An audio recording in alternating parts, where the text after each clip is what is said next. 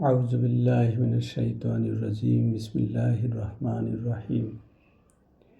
হযরত আব্দুল্লাহ ইবনে আমর ইবনুল আস রাদিয়াল্লাহু থেকে বর্ণিত, এক ব্যক্তি রাসূলুল্লাহ সাল্লাল্লাহু আলাইহি ওয়াসাল্লামকে জিজ্ঞেস করল, ইসলামের সর্বাপেক্ষা উত্তম কাজ কোনটি? উত্তরে তিনি বললেন, তুমি চেনা অচেনা নির্বিশেষে সবাইকে খাবার খাওয়াবে এবং সালাম করবে। বুখারী ও মুসলিম। সম্মানিত ভিউয়ার্স, আসসালামু আলাইকুম ওয়া রাহমাতুল্লাহি ওয়া বারাকাতুহু। আজ 11ই ফেব্রুয়ারি বুধবার, 8শে মাঘ 1432 বঙ্গাব্দ এবং 22শে শাবান 1447 হিজরি। আমি আপনাদের সামনে রিয়াদুস সালেহিনের 2য় খণ্ড থেকে 846 নম্বর হাদিসটি পাঠ করে শুনিয়েছি।